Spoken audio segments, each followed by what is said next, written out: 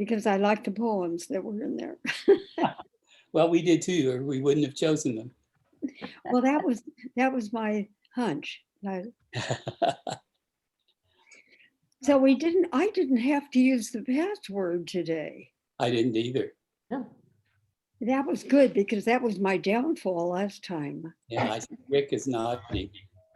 Thank you, Rick. Thank you, Rick. Oh, there you are. Yeah, you know, it's weird. I logged on and I was in there all by myself, and so I went back out and went back in. So here I am. Well, I was too, and I was also alone, but then I discovered I was at the wrong meeting. Oh dear. I began to get a hunch when nobody else showed up. We're glad you figured it out, Jim. Yeah, me too. Okay, we'll give it just a couple more minutes before we start. Sue, congratulations on your chapbook. Oh, thank you. It's a full-length collection, though. Oh, Language of the Tea Leaves. uh-huh. And I think I emailed you, Norma. I'd love to come drop a copy by. I love the cover. You I know. emailed me, Sue? Yeah, I did. Sometime when you're home, Stephen and I will come by and give you one, as you are one of the copy editors.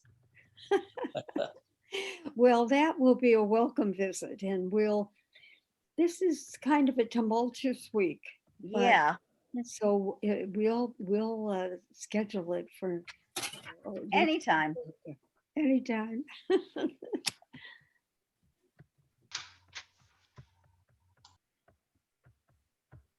So quiet. Hi, Just- Brenda. Hi, everybody. Hi, Hey, Brenda. Norma. Oh, Hi, Catherine. Jim. Hi, Norma. Yeah. Oh, Julie, hello. Hi. Uh-huh. This is wonderful.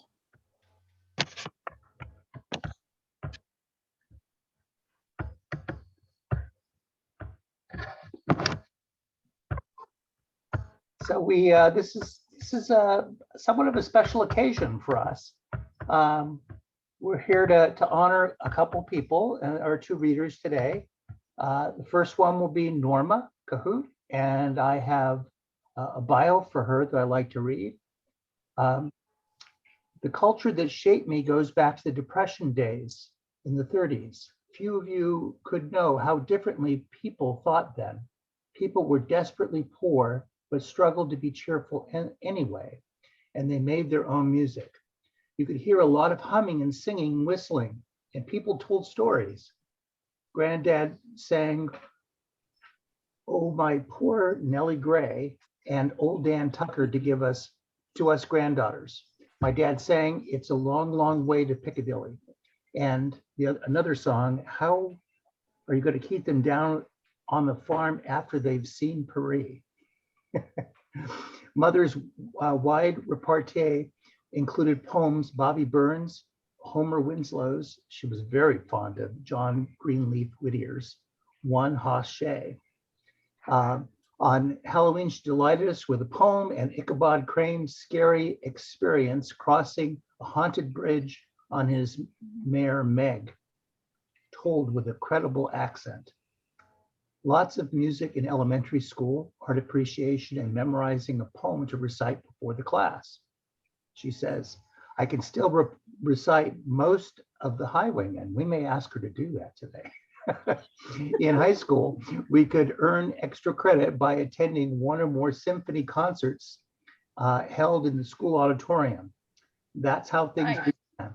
I attended Modesto Junior College and landed a job with the Pacific Bell Telephone Company as an operator, which in those days was number please technology.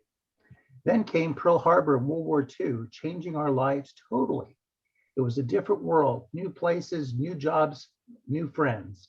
Shortly after the war ended, I took a position in the circulation department of the Oakland Tribune, where I worked with Bill Kahout, who had just returned from 4 years of naval combat duty in the South Pacific. We married in 1947, had 2 children, and celebrated our 57th anniversary just before he died in 2004. His work took us many places: Westchester County, New York, where I worked at Reader's Digest, Los Angeles, where I worked as a church secretary, and 10 years in San Francisco. Our son Tom began singing in the San Francisco Boys Choir, and that led to chaperoning at the Opera House, which led to being a chorus counselor, which ended when I began finishing up my BA at San Francisco State University. And then moved to Modesto to teach at Mark Twain Junior High for 15 years. And I hear a rumor, this isn't in the text, that they both of our readers taught in this, possibly in the same school district.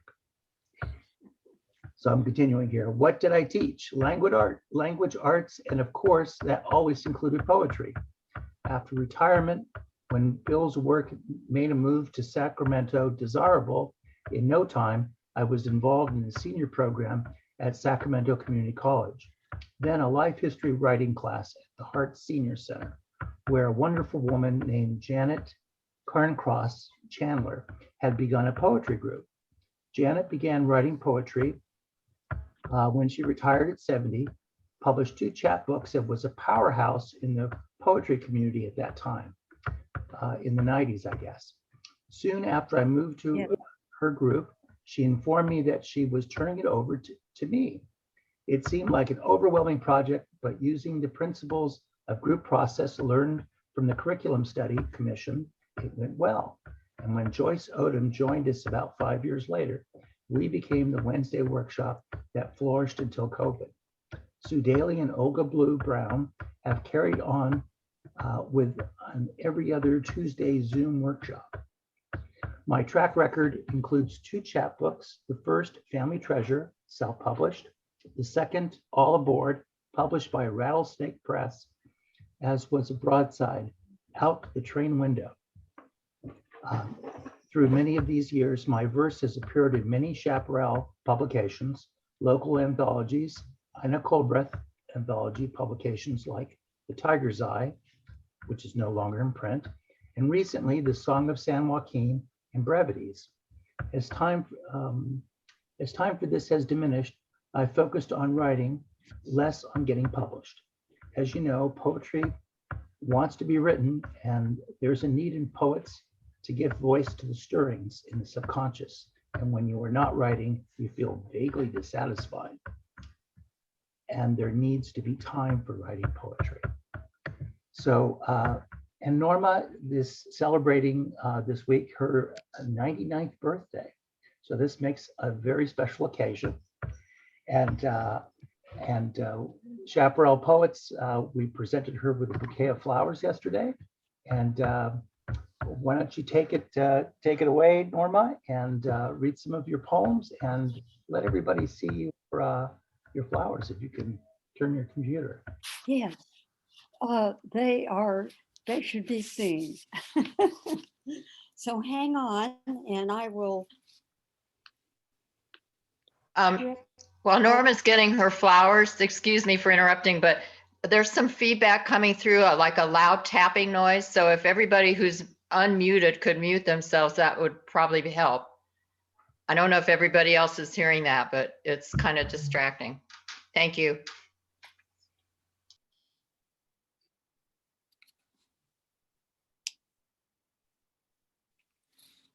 Rick, I've got the computer in front of the bouquet. We can see the top of that, yes. Oh, I can see them, Norma. They're beautiful. I Look think at that. Here we go. well, they just light up the whole room. Looks like a double bouquet, actually. Yeah, we can see them. And it says, "Happy birthday from your Chaparral family." And something more that I can't, well, something more that I can't read because it's hidden behind a rose.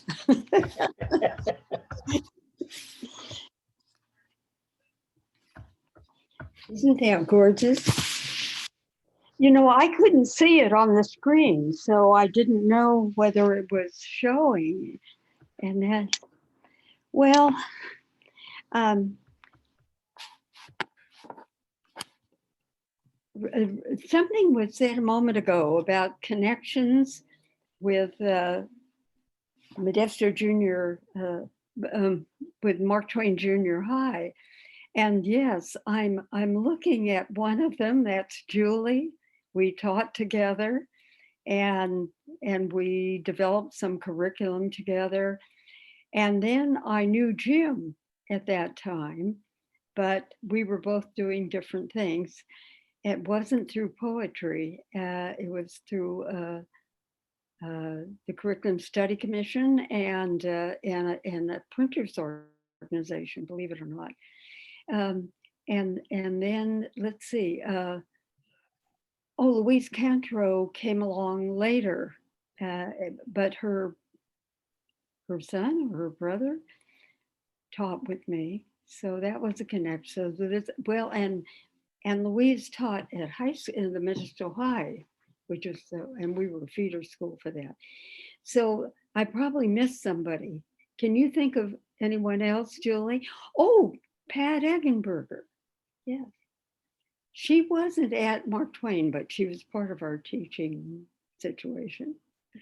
Okay, so my bio began with the Depression days, and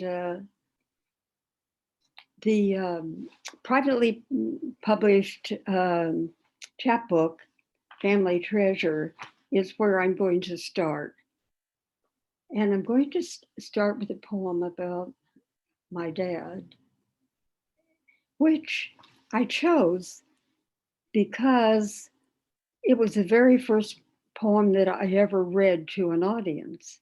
And it happened, and I'm still amazed at the way it happened. The woman, Janet Carncross Chandler, who was, as I said, a dynamo in the poetry community here at that time, heard the poem and sat and made an appointment for me to read it at a Veterans Day gathering in Capitol Park. And so I was,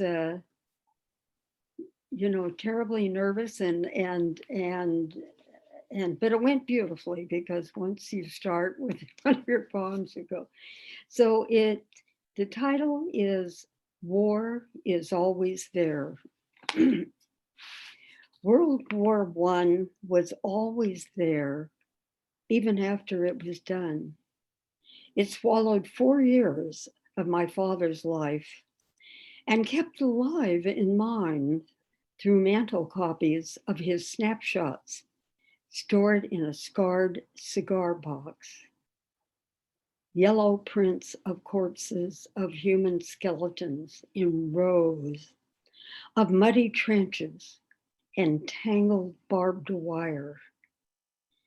In an album, an early picture to giggle over, a raw-boned Kansas farm boy, uncomfortable with 2 buddies in stiff uniforms with tight collars, self-conscious, but determined. In a later picture, the direct gaze of a self-assured man, clipped British mustache, handsome in trim uniform. He's seen wartime France, army hospitals, artillery shelling, no man's land, and much death. Dad poured stories of the war into the chinks of my child mind. The buddy billeted with him, driven desperate by shelling, put a bullet through his brain when his mates yelled at him to douse his match.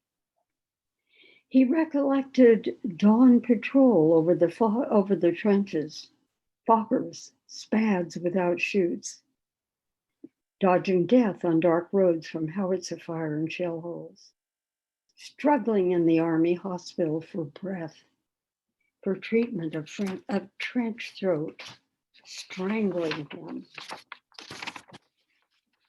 And sometimes in the night at our house, sudden screams of alarm and cursing that awoke us all, even the haunted dreamer whose nightmare replayed in some desperate battle. Every spring, this strong man was miserable, sick for 2 or 3 days, coughing and struggling with something in his lungs. The mustard gas, Mother explained, taking Jello and soft-boiled eggs to the bedside. War is not stirring trumpets, bugles, drums, nor handsome ranks of marching troops, nor strategy, nor rights, nor revenge. War is injury to body and mind. It is rows of human corpses, mud, and barbed wire. So, you know, as I think back, it's still timely, isn't it? And we still have it. Well, the next two are a little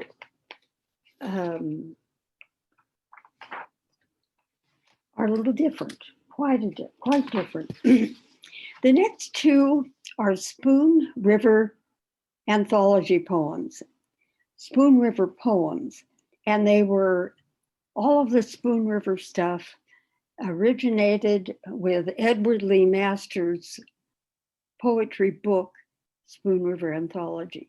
And and Spoon River is a unique kind of poem. Well, all poems are unique, but it is the poet finds the voice of the person they're writing about. And they're writing about somebody who's, as Edward Lee Masters did, who's passed away. And so they're speaking from their location in some cemetery. And the town of Spoon River was on the banks of the Spoon River and overlooked it.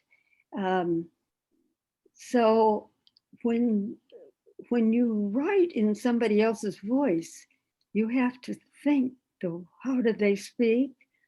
How did they use language? And so it's quite a challenge, even when it's somebody you know well. These, I have two. One is my grandfather. And the title is what would appear on his gravestone. James Dunbar Watson, 1879 to 1960, from the LaGrange Cemetery. I traveled a long way to rest in this quiet place, buried beside the first grandson in a pretty little mother lode town, not the Modesto City Cemetery with Emma.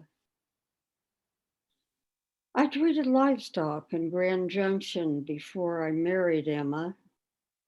Her family was fixed to do better for her than I did.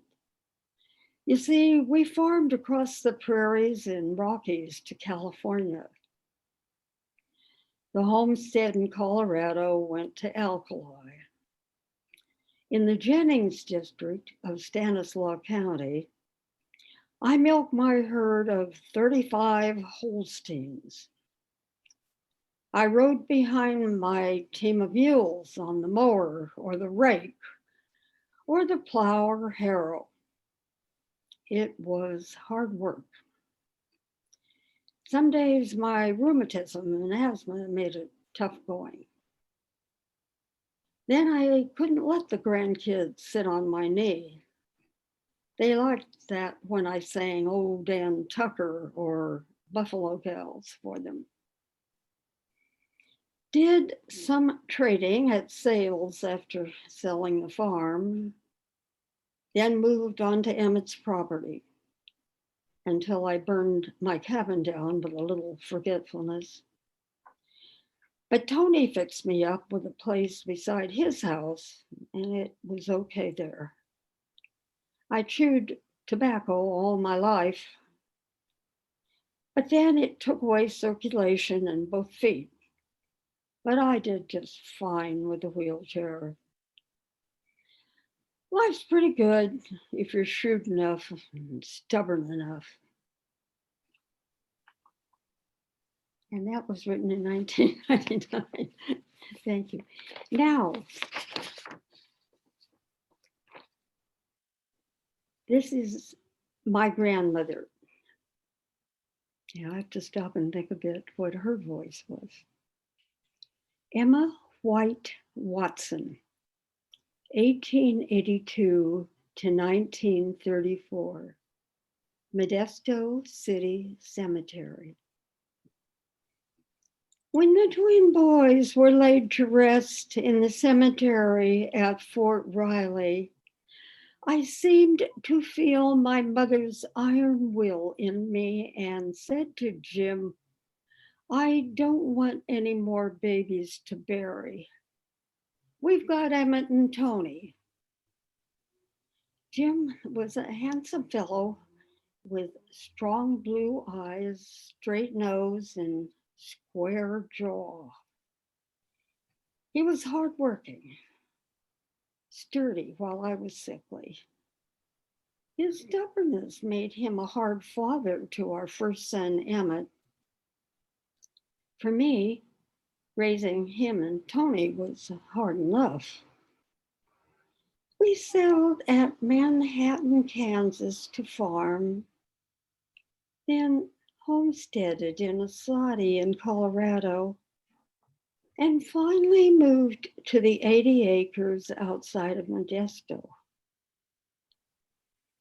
Jim dairy farmed, grew alfalfa for cow feed and black-eyed beans. Oh, I missed Emmett after he and Jim argued. The boy hit Jim with the milking stool, then left to join the army and go to war. 4 long years before he came back. He liked our neighbor girl, Vivian. Why he married Alice, I don't know. She was a teacher, Swedish. Well, she was a good mother, I guess.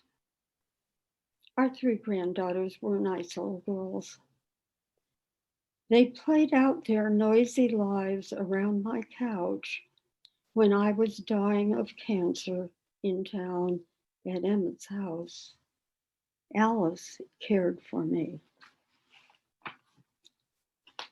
So there's 2 examples of Spoon River. In that first chapbook, I have a lot of very open messages, really letters or messages to my family. And these weren't really, this was not for distribution to anyone outside of family. So this is to one of my 2 sisters. Dear sister, here are snapshots of you and your family. Part of the accumulation I am sure assorting and sharing. Nephew Craig at 18 in a Marine uniform to make you proud. Blonde, slender, sensitive, no pictures of clothes he wore in the mental ward. Brother-in-law Dick, jolly, fair, stubborn, squarely Swedish, prized, disliked, ignored, finally eulogized. You, beautifully blonde, long-legged, funny, contrary girl, becoming a driving, grasping, bitter woman. I don't suppose for these you would exchange a few of our old family pictures that you've hidden away. Our seagoing great uncle, round-faced grandmother, Swedish grandfather, mother at girlhood. I long so much to see them again.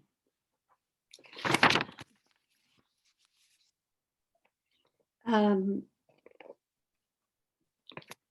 think, yeah, now let's see, how am I doing on time? Oh my. I've lost track of how much of this time is mine, but I think I better get on to some of the more recent stuff, which is certainly from, oh yes. This is my second chapbook, which a lot of you have had a part in or know about. It's all aboard and it's Amtrak Poems because I love the train and I've used it. I've ridden on the train so much. And whenever I did, I usually was really inspired to write something. So I'll read a couple from this.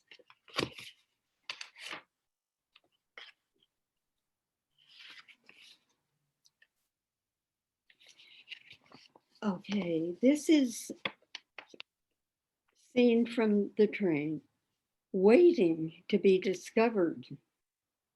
White egrets in flight, joined by explosions of mallards. Russian freighters loading and unloading below Benicia Bridge. Suisun Bay, now a moving sheet of chipped slate and the soft green hills of Lao. Snow bright egrets on black stilt legs watch for fish in the marsh's bright waters.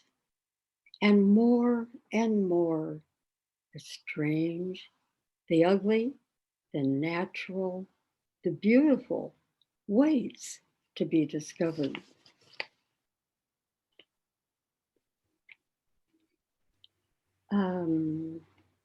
This is Amtrak's Region of Mist. There was always something to be made into a poem. Amtrak's Region of Mist. Morning on the dark river. The train rolls west. It skirts dim willows and secret plant-veiled streams, source of mist, rushing through mud along the track. Up ahead, hesitant dawn struggles to best offshore fogs that hold in damp embrace the blue western range.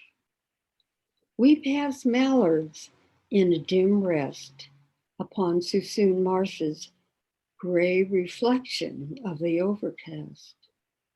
In the bay, charred pilings suggest old loading piers, black gravestones of gold rush dreams shrouded in vapor. For the strange trip back at night, clear indigo skies, the full moon has blessed.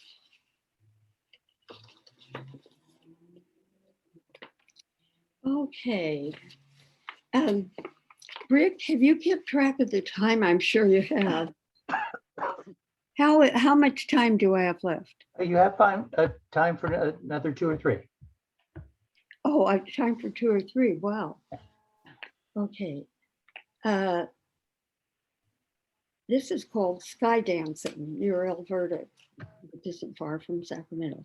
A flock of blackbirds explodes abruptly against the winter sky.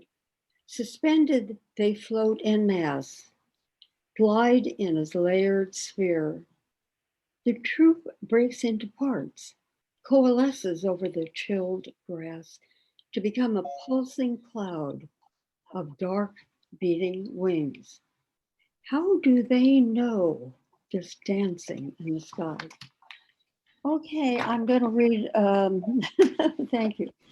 I do have, maybe I'll read one poem from the COVID period and maybe another one I'll just,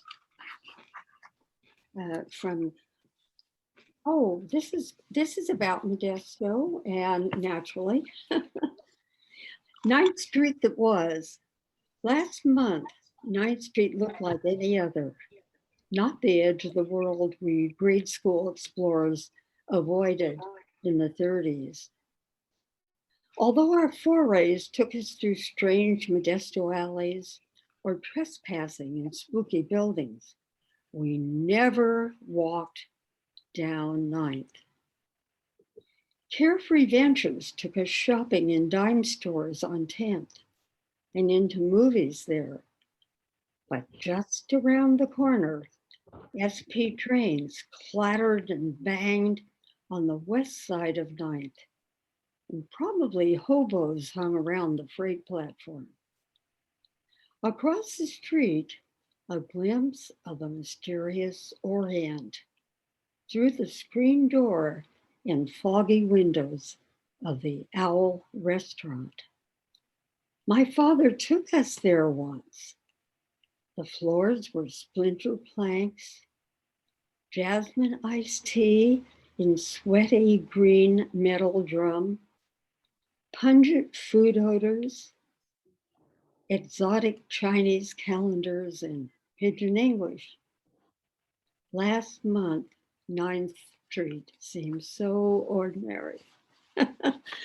Yeah, let's do it. Thank you. Well, I guess I have time for one more. So I think it would be appropriate to read the first poem that I wrote in the COVID time. Looking up in this shadowed time. A spell of darkness, another.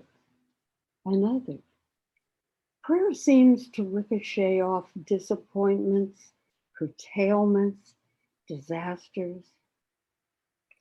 At the window in the southern night sky, I see Madam Moon, waxing, growing around her, always there in one of her luminous moods, sometimes playing with a cloud veil or shining behind it. In the early cycle, reclining as a crescent, lounging in the velvet void, always there in some manifestation. Tonight, I see it as a gift, shining with a luminous beauty that reminds me love is present in this part of the universe and here with me and everywhere, offering light in dark places. Thank you for listening. Thank you for sharing. That was quite a trip for me. Thank you so much, Norma. As I've said on many occasions, I feel like you're my poetry mom. And I credit you in getting me involved in Chaparral. And I have much gratitude and much love in my heart for you. Well, I'm so glad I did that too, Rick. Anybody else would like to unmute and make a comment or two? Okay, Jennifer. She's my poetry grandma.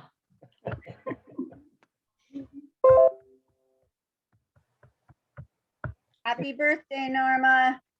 Thank you so much. I feel like it's sort of creeping in early. What day will it Happy be? birthday. It'll be Friday. No. Oh, okay. Happy birthday, Norma. Oh, thank you, Sharon. Lovely to see you. Good to see you. It's fun to meet up with the Modesto people and not have to do all that driving we did, right? So happy birthday, Norma. It's so good to see your face. And Nettie, I don't know who it was that was responsible for helping me to get in when I'd gone into the wrong place. But Happy anyway, birthday, Norma. whoever, maybe Rick, it was you. But I'm so grateful that I got here for a little while. Allegra, it's always such a treat to see you. I mean, Thank you. You're the only active ballet dancer I know right now. Well, I'm not a ballet dancer. I'm a modern dancer. Ballet is out of my league. Ballet dancers, you have to be younger than I am for that. Quite a bit. Well, Norma, I love your storytelling ability. All your poems have these wonderful stories in them, and I really appreciate that. Oh, Brenda, I love you for saying that because it's so satisfying to tell the stories and sort of bring it to life again. And not everyone wants to hear stories, so thank God for the poets and for you. Brenda, I appreciate your speaking because you come from a place that's different from everybody else here.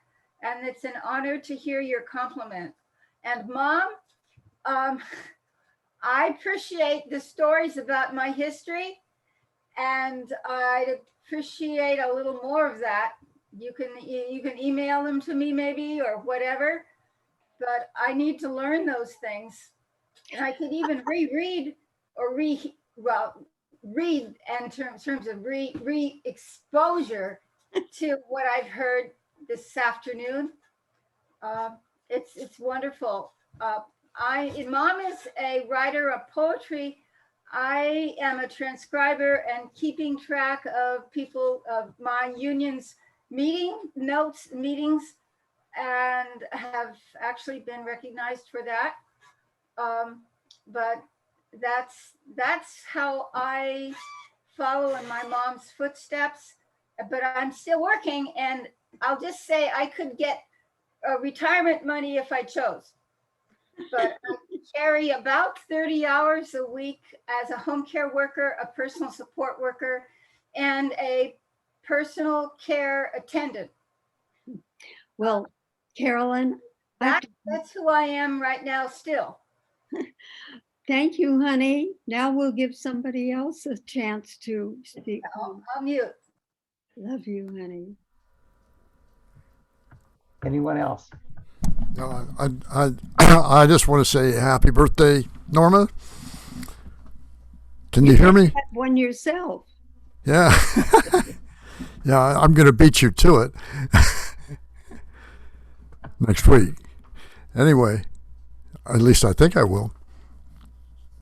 Anyway, happy birthday, and thank you for your poems.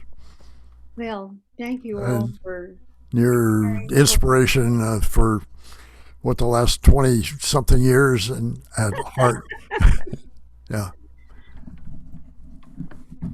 Okay. Yes, So, in a few.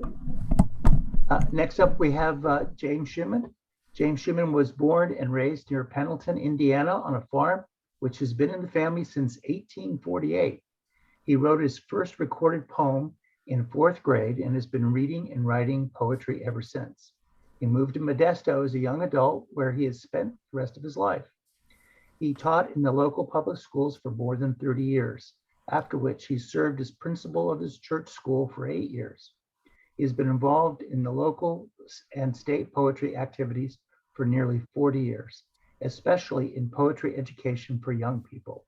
He served as the president of the California Federation of Chaparral Poets Incorporated from 2001 to 2007, and again from 2017 to 2021. His work deals mainly with personal experiences in his own life and events in the lives of those who went before him, growing out of his interest in family history and genealogy.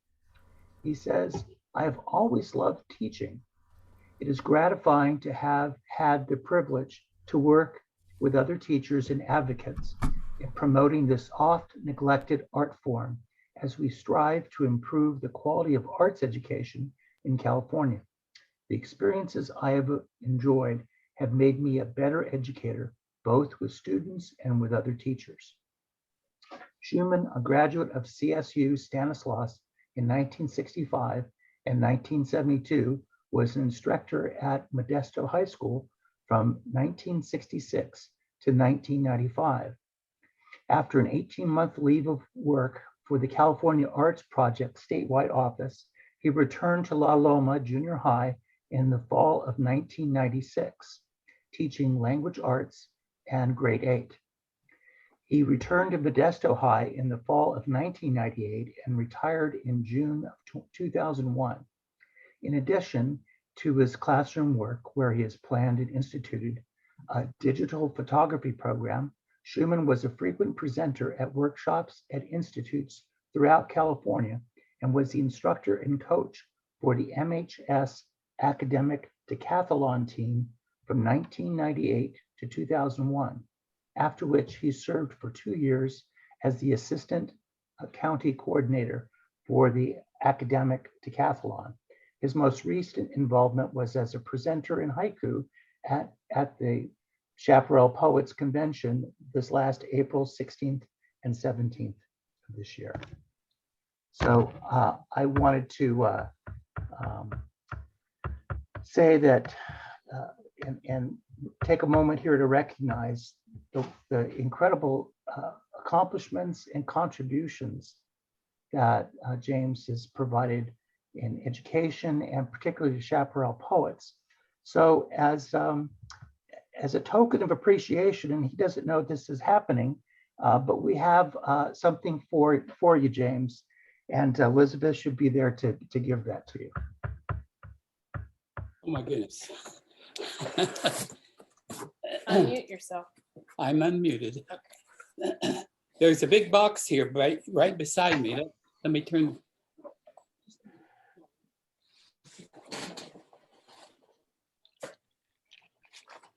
Got to get rid of these peanuts so we can get the really good stuff out.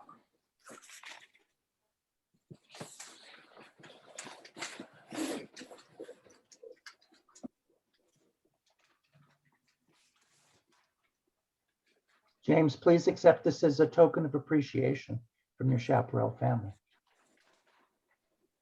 Thank you, Rick. Thank you, Catherine. Thank you, Elizabeth. I see several other current or CFCP members. Don Felice, I see you. It's nice to see you again. And Norma, of course, you've been one of our faithful people. I'm probably leaving somebody out, but I'm supposed to open 2 boxes, I guess. And they're heavy, I'll tell you that.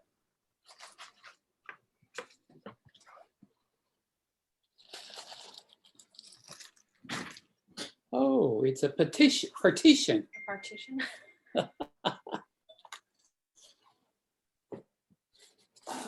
Ooh, wow. Okay, I don't know how much you can see. Is it glass? It feels like acrylic, but it's very acrylic. heavy. Okay, but it looks like glass, and it has the new logo that we're using for CFCP right there. Most of you know what that is. The front part of a Pegasus. Now, this is the other half, I presume. So it's bookends. But you'll want to open it. Oh, I'll want to open that one? Here, I'll hold Okay. that for you. Okay. And Well, they might be glass. They are glass. you can see some writing in here, and I'll see if I can read it backwards. No, I probably better not. It says, to James Shuman, in thanks for many years of selfless service, you have our love and gratitude. Yes. Well, thank you. It's been Thank you, James. A love of mine to do it. So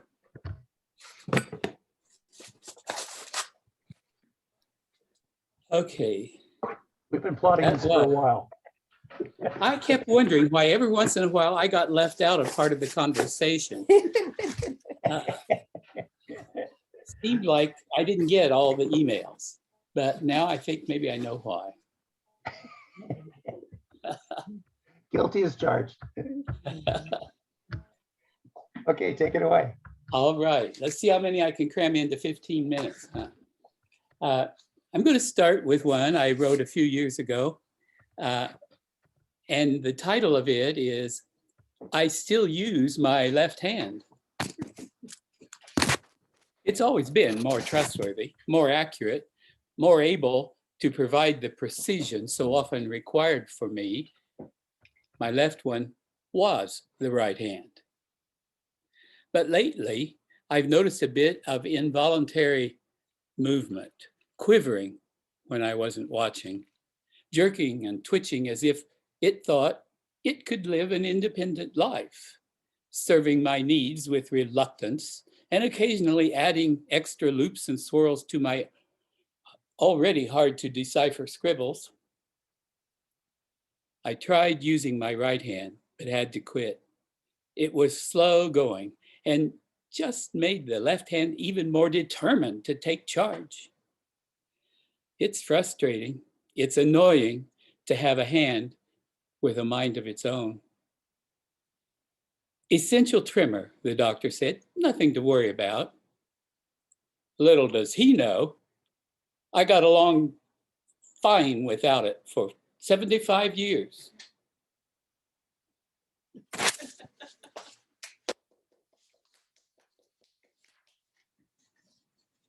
And then I'll read a few out of my one and only chapbook. I'm kind of slow at this thing, and so that's it. It is, as it said, their family. It was mostly family stuff, but describing people I knew or heard about.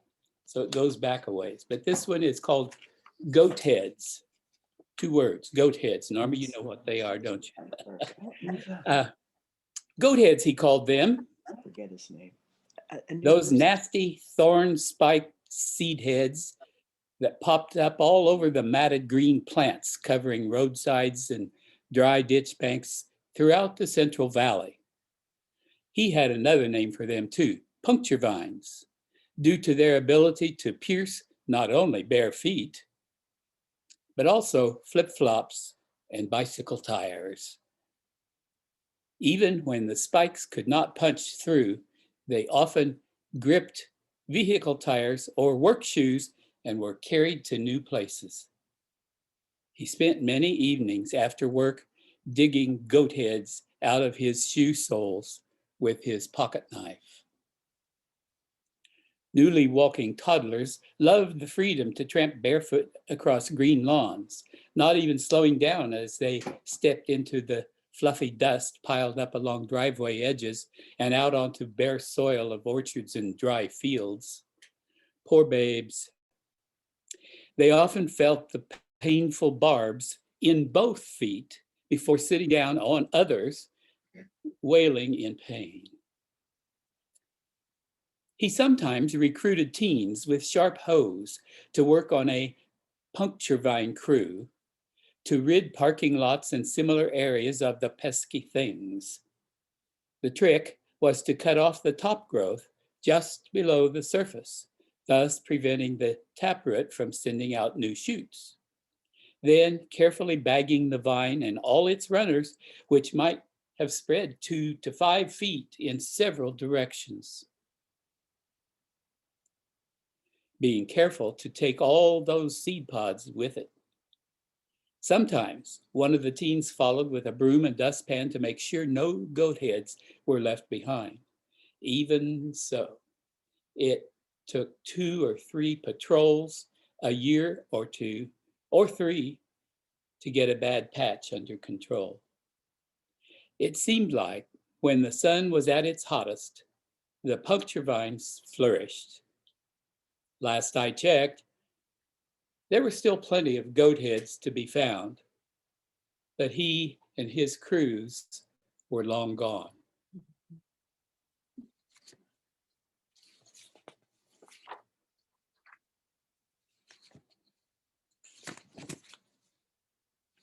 And here's one that's partly from imagination and partly from various experiences. It's written in a kind of dialect the country folk used in the Midwest. I don't know how to explain it much more than that. It wasn't Southern talk exactly, nor was it mountain talk, but it was definitely not proper English. This one is called The Old Tools. Well, now I'll tell you, it's right surprising for a young feller like you to be asking about them old things. They weren't much count no more anyways. And I said to Maud, I says to her, Maud, I've been studying on all of that there stuff we got cluttering up the back room just cause it's things we used to use before we went modern and don't quite want to get shed of it yet. So I taken a bunch of them out back and soaked them in kerosene and scrubbed them up till they was good and clean. I was going to paint them up nice and shiny and start myself one of them there museum places, but I can't seem to get at it. Got an awful lot of things on my mind, it seems like. So there you have it. Anyways, Maud, she kind of thought they looked all right just the way they was, and she drug them in here and set them around the room where we have to look at them all the time. I can't see as they do much good, and it don't make a lick of sense, seeing as how we don't never use them anymore. Just taking up space again, I say, but some of them are kind of pretty, and they do bring back memories. Well, now let's see. I got that one at old Fred Johnson's auction sale right soon after we took up housekeeping. We got us about all the tools I needed from old Fred's sale. And then not more than a month or two later, his widow made Ma a present of some kitchen things. Wouldn't take nothing for him, and them as good as new. I always kind of liked using them tools of his. Gave me a feeling that old Fred was guiding my hands when I used his saw or pushed that block plane across a piece of wood. He always took good care of his tools, and I've tried to do the same. Of course, here lately, don't have no call for like of that. Well, no, they didn't all come from him. You know how it is. A feller hates to see a good tool get in the wrong hands.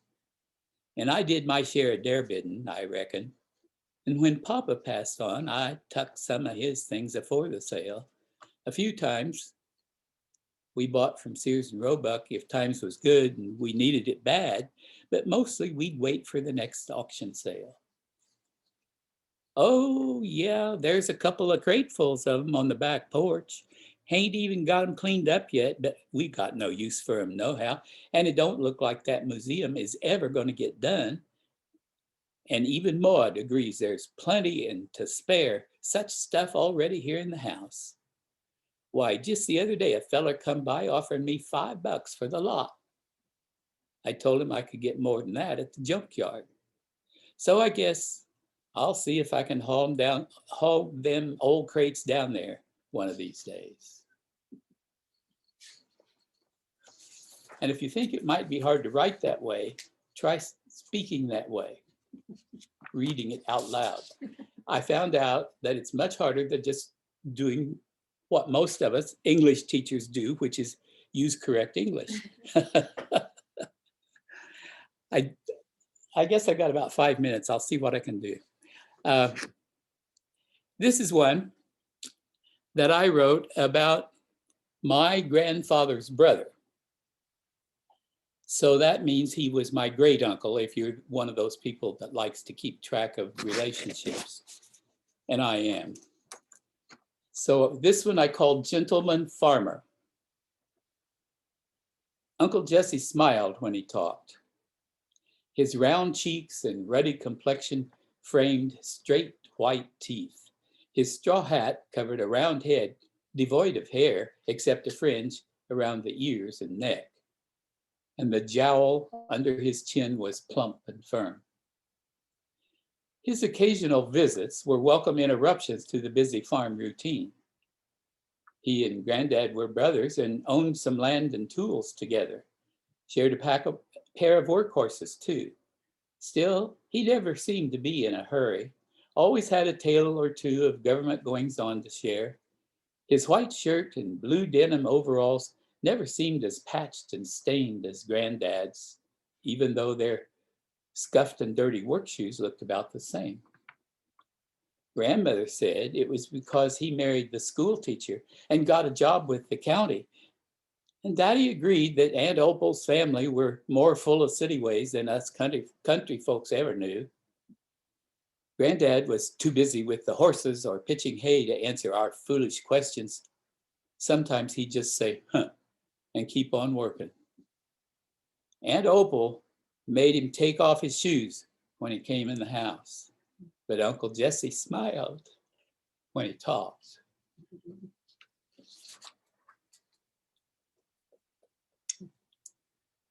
Well, let's see.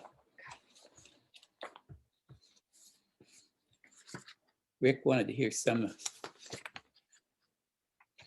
Maybe I can do two more. Rick, will you let me do two more? Absolutely, absolutely. Okay. I'll do the Kite, which is about my mother. And then I'll end with one that I wrote for my own children. And since I have one of them sitting here, she'll get to hear it, maybe for the second time. This one is called The Kite. The long dining room table served as a workspace when the weather was bad. Now it held a stack of last week's newspapers, a ball of string, a pair of scissors, and a pan of homemade paste. You can see me later for the recipe. She carefully smoothed out the newspaper pages, searching for one that wasn't torn, while we danced with excitement, sensing what she planned. At last, she found one in good condition, folded it down the middle, trimmed off the corners, spread it back open, and folded the sides in about an inch. A few deft snips of the scissors, and it was ready to begin the fun. String was stretched inside the edge folds and the edges pasted down, so that a small length of string was exposed at each of the corners. From somewhere, she produced 2 thin pine sticks and tested to make certain they were the proper length. A paring knife made notches in the ends. Then she put everything away until the next day so the glue could dry. But she seemed to be busy with other things all morning. And finally, at noon, we raised the question. After your naps, she promised, I think the breeze will be just about right. By mid-afternoon, we were out in the bluegrass pasture, the sticks bowed enough to hold the edge strings tight with anticipation. She tied one end of the ball of string to the spot where the sticks crossed, and a few strips of old shirt to the long point for a tail. That's the hardest part to get just right, she said. It needs to catch the wind without adding too much weight. She stuffed the other pieces back in her pocket. Finally, she held the kite over her head and let us take turns running with the ball of string. The wind would grab it out of her hand and pull it upward 10, 20 feet. And then the kite would do a loop or two and fall straight down. Soon, we were tired of running and frustrated at the uncooperative behavior of the kite. At last, she took the string, let the kite out of her hands a few feet, and ran. She, who often walked briskly, but was always ladylike, ran. Oh, how we laughed and danced at that. And the kite, too, seemed suddenly to know its master, for it soared gracefully upward with an occasional dipping salute until she had let out nearly all the string. When we were calm again, we took turns holding the string, feeling the lifelike touch as the wind pulled on the kite.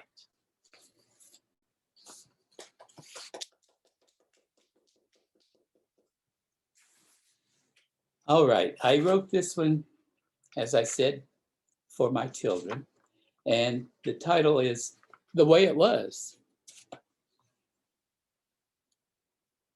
When we were young and you were small, we used to read stories out loud together and play games and eat popcorn and sit by the fire and get all warm and snuggly. And it was fun. And sometimes in the summer, we would go to the lake for a picnic, and you children would splash in the water, having a lot of fun pretending to swim. Or we'd drive up to the mountains in the big white station wagon, or go on a wildflower hunt, or even go to the ocean for the day. And it was fun, being a family and doing things together. And when Dad was busy with a project, sometimes he'd take one or two of you along to help. Then you'd talk about all kinds of things and share with each other what you'd read in a book or magazine somewhere. And it was wonderful because he showed you how to do the same things the big kids were doing.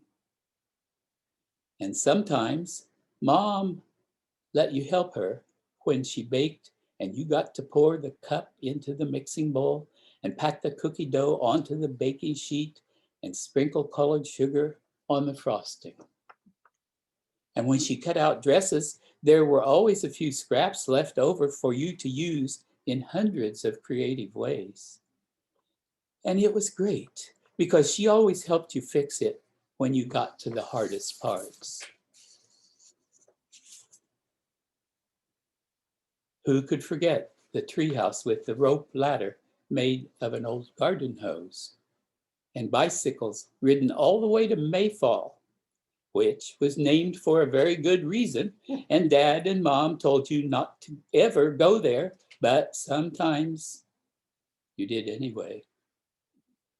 And carving your very own jack-o'-lantern for the front steps, and dressing up to go trick-or-treating and celebrating birthdays with family friends, and your very own favorite choice of cake. And Levi and Ivanhoe and Guinevere and Smudge, and the funny things you said that Mom wrote down in a book. Those are cat names, by the way. So, and that Mom wrote down in a book so we could remember them later. And the friends you brought home so often, we sometimes felt like they were our children too. And it was neat. And we had lots of happy times. And we shared them all with each other. Then, I should have practiced this one. Suddenly, you were grown up and graduating and going your separate ways and becoming separate people with separate lives and other friends. And we were not so young anymore. And we didn't do things as a family very much anymore. And that is why Mom and Dad remember so fondly the days that fled so quickly when you could hardly wait to grow up. And sometimes when we were tired, we agreed with you. And now we cherish so deeply the gathering home of the family.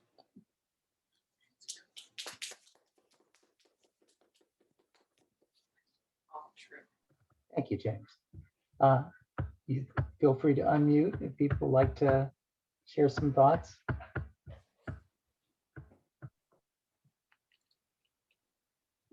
Well-deserved award, Mr. Shuman. James, thank you for sharing those beautiful poems. I loved hearing them, especially that Midwestern one with the brogue there, because of course I grew up on a farm in Wisconsin. Well, So the language they were there, all beautiful. yeah, but in Wisconsin, they had a slightly different kind of accent. Right. Oh yeah, sure, you betcha. When I came back from New York City, my brother told me I really talked funny. That's the reason why I watch Fargo. That last poem about your children and your family was very touching. It was to me too. I forgot how much emotion I had in that last couple stanzas at the end.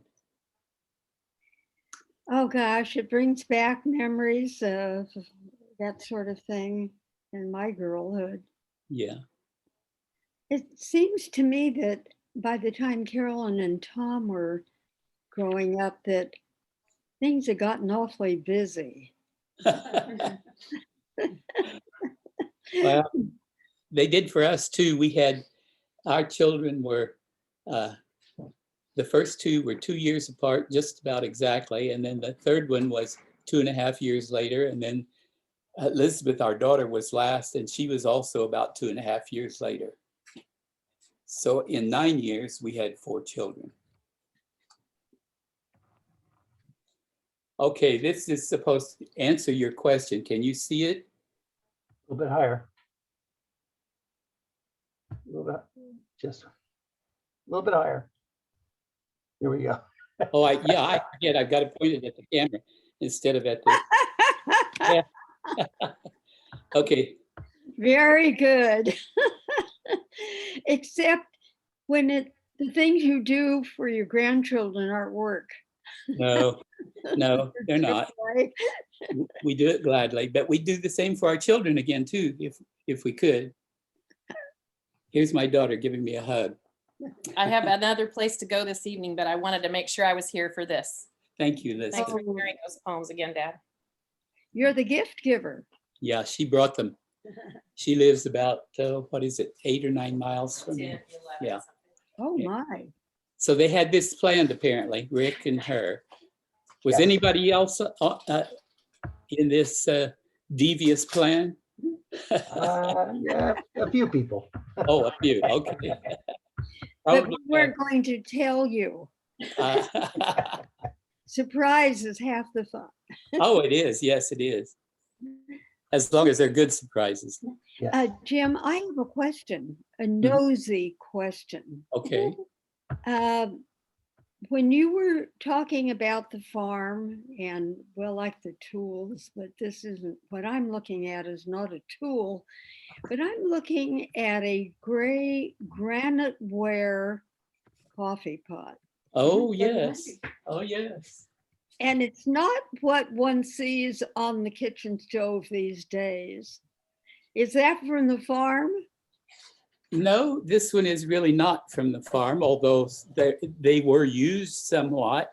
But my particular, my parents and my grandparents were modernizing. They were getting electricity and all those other advantages, and so naturally they also got modern cookware and that sort of thing. So this was used at the church that I attend a long, long time ago. So here about, 15 or 20 years ago, it's been probably 20 years, the church decided that they would get rid of all of that old stuff and let us people have it. But we had to be there at the time they were distributing it. And you couldn't put dibs on anything ahead of time or anything. So it was kind of interesting, but we did get a few pieces. And I think most of, I would just say as a generality, most of the churches, not just my denomination, but all churches who had any kind of cookware, they had quit cooking with that stuff a long time ago. And so they did mostly then at some point get rid of it, and instead of just taking it to a used furniture place, they let their own church members have it. Yeah. So I wasn't too far off. What? I wasn't too far off. No, you were not too far off. I can remember using those a few times at church. Dorla wants me to show everybody this. This is a family tool, and probably none of you can imagine exactly what it was for. It's some kind of a mallet. It is a mallet. This one is a round one. I thought it was for milk. Oh. And as I rotate it, you can see that it is actually a burl. If you know, a lot of trees will have a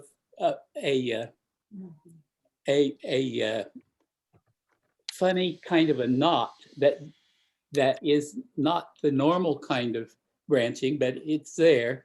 And so it's really hard. to use. So when the people made these at home, you know, their own, they would have trouble drilling. They had to work really hard even to drill a hole in it. And so that's the way this was done. If you look there at the tip of it, right kind of there, my finger's on it now, there's a, the end where the stick was poked through from one side to the other. This is the original, I believe. It has a little bit of a crack and it's been nailed together. It was found in the barn that my grandfather's grandfather had built on the property that Rick read about earlier. And it was on the inside of the barn, just up there on one of the beams. And so that's as close as we can come to proving that it really is a family tool. But it, you know, it had been there for who knows how many years after they were done building the barn. It's the way I feel about it anyway. So yes, I do have a pretty good James, you just got muted yourself. Yeah, I saw what I did. Okay. Okay, does that help with that question? I hope. Well, I'm curious about what Brenda said. Brenda, you seem to be familiar with that tool and have some idea about how it was used.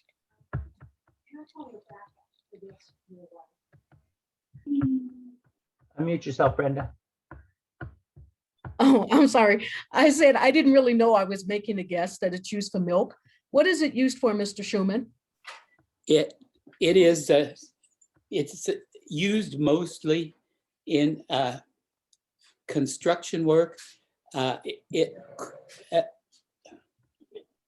could be used for several different things, but it would not be used to drive nails, regular nails. However, that barn was put together with pegs, this kind of nail. Let's see, I always go the wrong way. And so they would tap on it, and you notice it does get smaller, and then so it expands into, they've already drilled holes that they know where to put them. So then that mallet would tap on this kind of a thing to join the things together, and that's called I just lost it. Sorry, I can't say it right now. Timber framing. Yes, it is timber framing. Oh. How did you know that, John? It's not mortar and tin. But the idea behind it was that you did need a steel hammer if you were driving nails, because the nails would eat up the wood little by little, and soon it would be gone. But for all of the wood stuff, they would go to the mortar, now you got me confused, Dorla. Don't say it. Mallet, you go to the mallet, and it could strike from just about anywhere. That was another advantage of it. And of course, this one probably weighs 12 pounds. I don't know, it's fairly heavy. I'm glad we didn't use those at any of the Chaparral meetings. Yeah, I did not call them to order with those. Or correct the people that were out of order. Okay, so if we were going to have Sue Daly, she just recently published a book called Language of the Tea Leaves at Cold River Press. She put that in the chat, but apparently she's having some computer problems, internet problems, so we'll probably have her reading from that next time. So please let me know if it looks like I see a hand raised. Yes. So for open mic, Julie, would you like to read a poem? Actually, no, I don't want to read a poem, but I have to leave. But this is Ben, my husband, and he just wanted to say happy birthday to Norma. Happy birthday, Norma. Happy birthday, Ben. Is Thank that, you. is that a COVID change? Yes, it is. And Norma, tell him he needs to shave it off, please. Norma, you like it, don't you? Well, truly, Ben, I wouldn't recognize you if I passed you on the street. It's so different. But you should listen to Julie. No, I vote for the beard. You got that right. Well, we have to go, but thank you all for letting us join you. And again, happy birthday, Norma. Thank you, Julie. I'll be I'll- talking to you about restaurants. Yes, okay. Thank you. Bye-bye. Oh, Bye. Ben, great to see you. I must say, you look good. You look Thank great. you. Okay, Bye-bye. looks like Jennifer would like to read a poem. Yeah. I belong to an online community of international poets called poetrysoup.com. And they have several contests, and you post poetry and then poets from all over the world comment on them. And one poet wrote about the color orange, and she personified orange. So I got the idea to personify blue, boundless blue.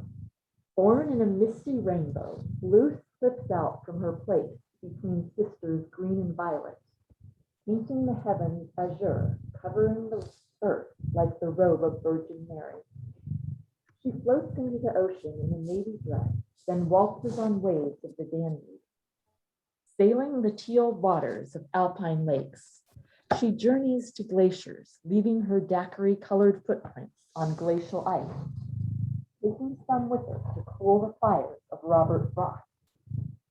She treads into meadows and gardens, planting delphiniums, lupins, hydrangeas, bluebells, and cornflowers to sprout up in her wake. People copy her free spirit, painting their china in Delft and willow patterns, sing blue suede shoes, blue velvet, blue moon, blue Hawaii, even play Rhapsody in Blue on their pianos. Buy their denims and even their ice cream and candy. They try to capture her lapis, turquoise, and royal sapphires, pressing them into frames of silver and gold, hanging them on chains. She smiles at their craftsmanship, then saunters down the path to the forest, seeming to sway to her own swinging music. With only her blue tick hound trotting beside her, she picks wild blueberries, savoring the tart fruit as their indigo juice runs down her fingers.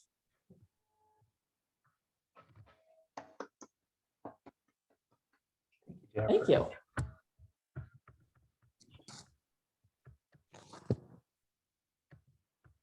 Does anyone else have a poem that they'd like to share? I thought the cat added a counterpoint to the first part of that. You know, A little competition with the purring there. kind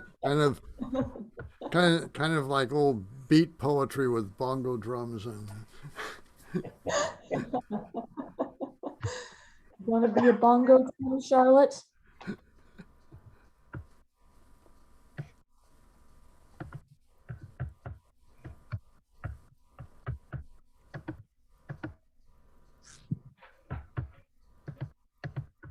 Any other poets would like to share a poem?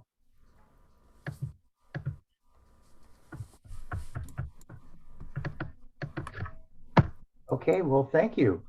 So we'll go back and do the fourth Sunday of the month next week, because apparently there's the third Sunday, it's pretty close to another poetry reading that takes place at 3 o'clock.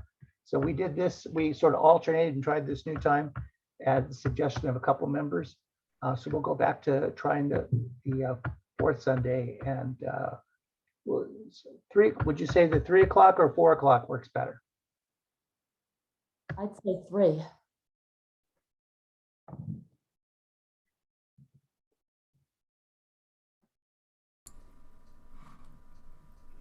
Yeah, I would say 3 also.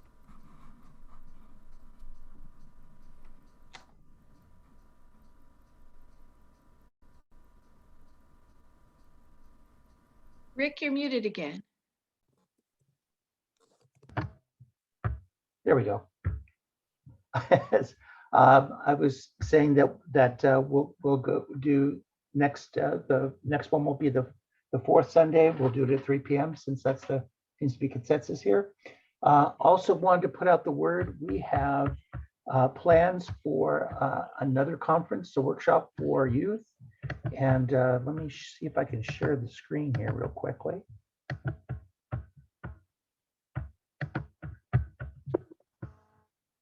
Okay, can you see that? It's the we're calling it the voltage of our voices, and it will be a student summer writing camp. It'll be from June 21st to the 24th. It'll just be 2 hours in the morning, 2 hours in the afternoon.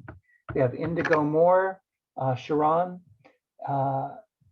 and Grace Loescher will be. So we have some fun things planned, and please put out the word. So we'll be sending out some more emails, and we'll be doing another member profile, which will be Norma this month. Again, in celebration for her birthday. Thank you for coming, and we'll see you next month. Yes, thank you for coming. Take care.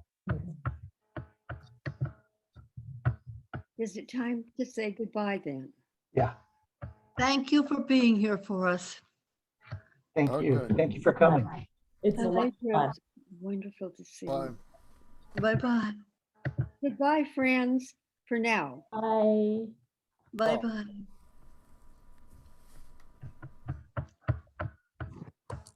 Hug.